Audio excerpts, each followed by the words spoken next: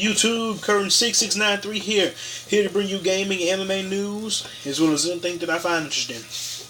Well, today I want to talk about a very controversial topic that was brought up yesterday in a podcast by BG Broken Games, I think HD, Hard 8, Shokio, Black Bond, and it was later responded to by Review Tech USA today. And before I make this, talk about this for a little bit, I just want to let you guys know that I'm not like mooching off their video or anything like that. It's just that they brought up a very interesting topic, and I thought, why not give my own individual, response to the question that was asked. So apparently, someone on Twitter basically made a comment. I don't know if it was the BG or something like that, basically saying, why isn't your channel and Hard H channel bigger? And you guys have more greater content than some other white people.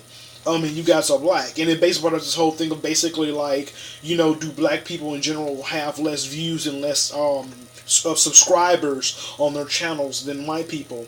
And basically, BG, it was originally going to be BG and Hard 8, according to Hard 8, and then apparently BG decided to add in Shokyo and Black Bond, and that's how it became like a little four-way conference.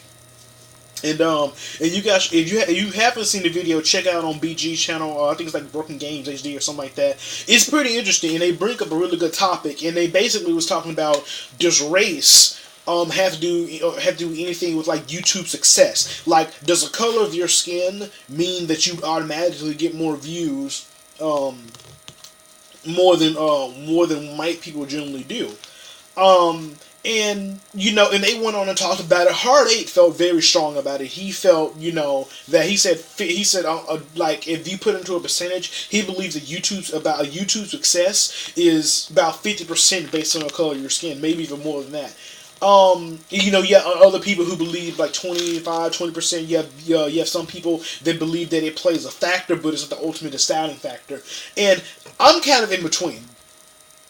Both sides. Me personally, I feel when it comes down to YouTube success or any type of success in the color of your skin, I do think anybody who says a racism is completely dead is stupid, because racism is still alive, and not just white people and black people, but it's in all races. I mean, Hispanics still get discriminated upon.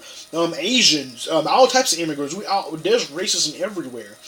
But narrowing it down to YouTube success, I think, like, in me personally, if I had to give it a percentage of when a subscriber looks at a person's channel and their content, do they look at it based on skin color or type of all that nature? My percentage would be anywhere between 30 and 35%. And what that means in more literary terms is, I feel that, in my opinion, it's not so much like straight the color of your skin, like, oh, this person is black, so therefore I'm not going to subscribe to his channel automatically. I think it's more of this person is black, and he also acts this way, and he talks like this, and that's not what I want to have. That's not what I want to look at, so therefore I'm not going to subscribe to his channel. Because he has all this ghetto talk, or he talks like this, or they talk like that. And I think that has a lot to do with it, because, like, for instance, like Hard 8 and BG, they have a different way of approaching things than someone like, I don't know, like, something like Angry Joe, even though, Angry Joe or Boogie or, I don't know, PewDiePie, you know what I mean? Like, they do things totally differently. And Hard 8 classifies himself as more of an underground type of YouTuber. He's not one of the mainstream catering to all the subscribers. He just says what he has to say, and you take it how you want it. And I really like that way of thinking. I really appreciate that way of thinking, because I think that's how it should be. And I know, Review Tech USA, he made a comment about it, basically saying that, people shouldn't use the race card as an excuse and all the things. And, then Hard 8, he came back, he was kind of like, you don't know what you're talking about. I'm just summing everything up. I mean, you can go watch the videos yourself. Like I said, now, me personally, I believe that, I agree with You Take USA on the sense that people should not use things like that as an excuse to not try to be successful. But I think at the same time, you also have to open your eyes and see that I do believe there is some kind of catering to certain channels, and these people happen to be white. Like Hardy said, if you name just like five big blacks YouTube gamers, like I said, you got Hardy, Shokio, Black Bun, Blackbuster, you got BG, Black Nerd Comedy. He plays games, but you don't really see him too often. But like I said, like when you talking about like white gamers, I agree. There is a lot more, and some of those bigger white channels, they have 1 million plus subscribers. And one thing that has been said, and the podcast that I actually think about a lot personally, is when I say this, I am not hurt, and I am not like, you know what I'm saying, like hating on PewDiePie or anything like that. I mean, hey man, make your money. But me personally, I don't find PewDiePie to be as funny as some other people think he is. Like this dude has 20 million plus subscribers. Me personally, I mean, sure, he's a pretty good dude. I liked his Let's Play Slenderman videos. But me personally, I don't think that he's like, $20 million. I mean, not $20 million, 20 million subscribers. He's probably making $20 million. I don't know, but me personally, I don't see how he has that many subscribers. Is basically what I'm trying to say.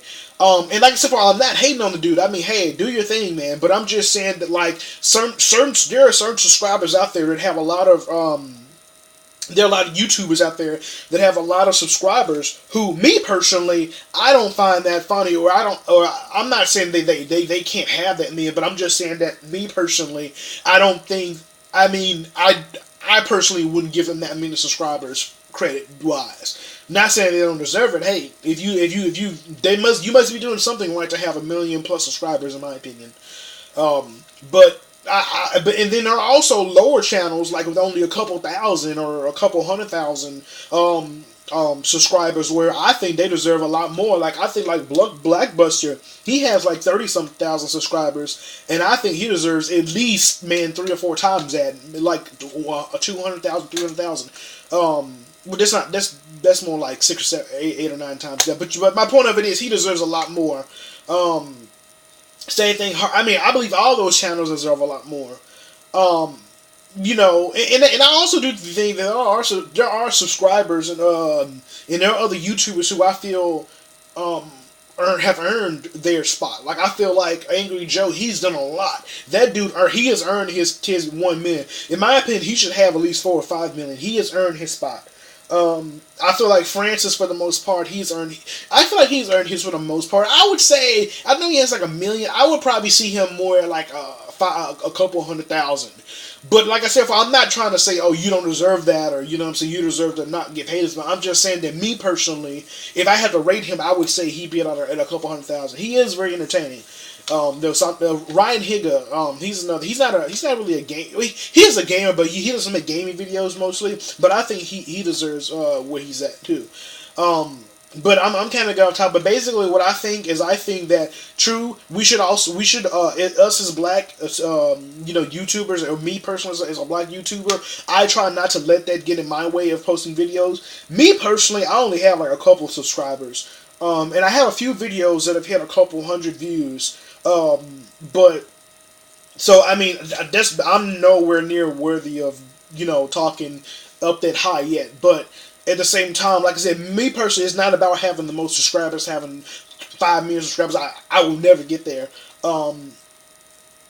But the reason that I make videos personally is because I have a great passion for video games, and I want to spread that message. Even if only 100 people or a couple people watch my videos, at least I know that I got my message across to someone. And then one day I know that as I make more videos, I'll naturally get more views. Because when I first started making my first couple videos, I only had like maybe less than 10 views a video, and then all of a sudden I started getting like tens. I started getting the 10s and 20s and 30s and 40s, and then eventually I had some videos that hit like 500. Now on I have a couple of videos that only have like 2 or 3 views, but a lot of times I have videos that hit 60, 70 views now. So I mean, so there is some sort of progression getting, not as fast as I want it to be, but I mean, but that's okay. That's okay. We all have to start off somewhere. And I'm pretty sure there are plenty of YouTubers out there who want a lot more subscribers, who probably deserve a lot more subscribers, who are trying to find a way to rack in people as well. But me personally, like I said before, I think I think that the racism plays a certain part in YouTube? Perhaps. And I'm not saying that people are straight out, oh, you're black, say you a nigga, you all that type of shit. No.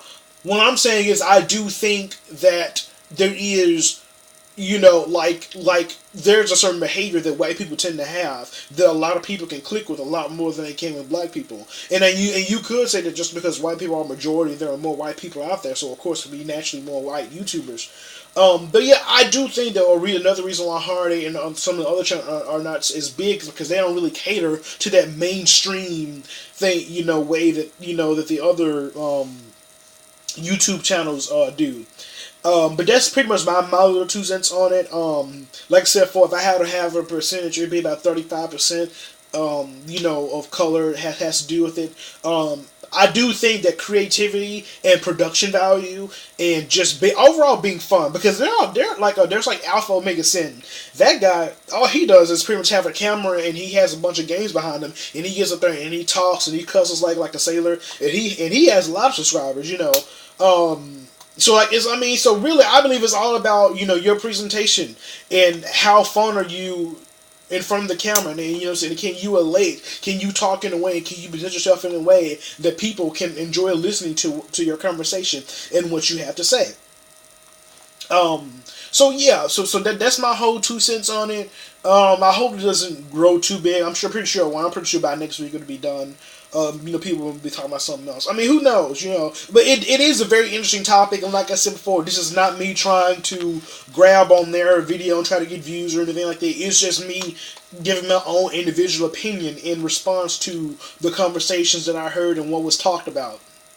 So, yeah. Okay, so moving on. In other news, I saw this one article, basically talking about sometime in 2015 we may get like real games with next gen graphics. It was some article on Kotaku or something like that. It was basically talking about how so far the games we've gotten, like Rise, Killzone Shadowfall, Knack, Forza Motorsport 5, Gran Turismo, all those games we have now, Xbox One, PS4, none of them are really capitalized on the next-gen visuals. And actually, I think it was Shokio who made this video, basically saying that the next generation will be the worst generation that we have. And I can make a whole other video talking about that, but basically one thing that he was talking about was that he feels like this next generation is just an extension of the last generation. It doesn't really feel like the next gen. And I agree with him. I feel when I see these games like Shadowfall, well, Rise looks great, but like Shadowfall, and I've heard Shadowfall was good too, but I look at these games, I look at Forza Motorsport 5 or Gran Turismo, yeah, they look good, but they really just feel like an add-on addition of the 360 and the PS3. I don't feel the next-gen experience. And I've noticed that some people have made a very big focus on graphics. Like, a game has to look better, it has to have visuals so real that you can't even tell if it was a video game or not, and all that type of stuff. And and I've been thinking about that. We always tend to focus a lot on next gen. We always try to focus on, I want the console because that's the best graphics. I want the new graphics card because it gets better graphics. And that's fine. I mean, that's fine to like graphics. I mean, I do think that there are games where they need to look visually great. And I'm not saying the graphics don't have anything to do with the game, but I do feel like that we focus a little bit too much on how a game looks instead of how a game plays. I feel like not only should we expect next-gen visuals out of these next-gen games, but we should also expect next-gen gameplay We should be experiencing new types of gameplay, new types of stories, new types of ideas, new IPs. I want to see them. I want to see the Wii U have a game that really uses that little gamepad thing that it has. I want to see a game that uses the Xbox Connect 2.0 the correct way. The correct way. Now, I know a lot of people don't like the Xbox Connect. That's fine. That's fine. But what I'm saying is, if they're going to have it and they're going to shove it down our throats, then the least that they can do is give us a game that actually utilizes it the correct way. Because they promised us that the Connect 2.0, or whatever the fuck you want to call it, they said that would basically be a lot better than the first one, and it senses more parts in your body and all that type of shit, and it spies on you when you're sleeping, and the government spying on you and all that type of stuff. Like, they made this Connect seem like it was the shit. And look at the game Fighter Within. That game got horrible reviews. So obviously they're still not doing something right. And so basically, what I'm trying to say is, I just feel like games should be playing better, not just looking better. I want to see new types of gameplay. I mean, like, look at God of War on the PS2. That game really changed a lot for quick time events, and for great, epicness, epic, jumping on some giant monster, sliding down his arm, ripping all this shit off, and then jumping over here, doing this cool shit, and it added more to like the cinematography of games, or look at Max Payne. Max Payne changed third person shooter forever. Like, if you look at the way Max Payne had introduced bullet time, and there may have been other games that may have done it beforehand, I'm not sure, but I know that Max Payne was one of those big games that introduced bullet time to gaming. To the gaming industry. I mean, you have many other games. I mean, look at Halo and what it did for science fiction. I mean, and nowadays you have like Uncharted, really pushed the action adventure, the jungle, or Tomb Raider before Uncharted had Tomb Raider. Look at Arkham Asylum, what it did for like great superhero games. Because before then, we have never had a superhero game that's been as complete as Arkham Asylum. In my opinion, the last great superhero game that we've had is like Spider-Man 2, based off the movie, and before that we've had some other great ones. We've had if you guys remember Spider-Man 1 on the PlayStation Nintendo 64, based off the animated series, that game was fucking amazing. I still have that motherfucker right here. The game's amazing. I also have Spider-Man 2 Into Electro as well. Man, I wish I hadn't made a third one to that. But getting up top, basically what I'm trying to say is those games at those times did something that they added new gameplay mechanics. They changed how we play certain genres of games. Look at Resident Evil 4 and the things that they do with with Resident Evil and the survival horror genre. Now, Resident Evil 5 and 6, that's a different story. They kind of went south on those. Which I'll be sure to talk about the Resident Evil franchise in another video soon. But yeah, basically what I'm saying is, it's like you have certain games that have stood out, that have done incredible things for the gaming industry, and for gameplay mechanics, for the experience. And you've also had games with great stories. You know what I mean? Great storytelling. Like BioShock, and I've heard The Last of Us it does a great job as well. You have these games that tell these great stories with incredible acting, like GTA 5. The voice acting is great. And I can go on and on about the games that have really changed a lot. But what I'm saying is from these next gen consoles, I want to see the same thing. I want to see games come out and do something new. It's time to have some new things. If this is going to be next gen consoles, not only do I want to see next gen graphics, I want to see next gen gameplay. I want to see games that do things that we've never seen before. In this article, back to the article, is they said that we might not get to the 2015. Well, what the fuck? The consoles came out in 2013. They came out late 2013. So you may tell me we may not get the true next gen experience until 2 years later? What the hell? No.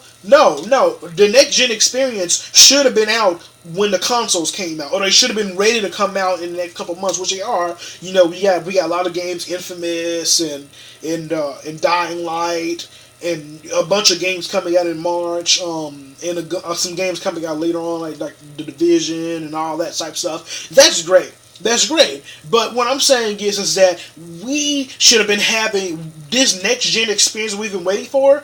Should have been here along. It should have been here, or at least we should have had one game or one or two games that really showed this is what you're in for the next couple 5, 6, 7, 8 years. That's just my opinion. Um, I really do feel like this generation so far of the PS4 and Xbox One does feel like an extension of the previous generation. Now, me granted, I never played the PS4 or the Xbox One, so I know there'll be some people out there saying, "Oh, you haven't played the consoles, you don't know what you're talking about." But my thing is, I have a best friend who has a PS4. I've seen it, you know. I've seen countless gameplay videos.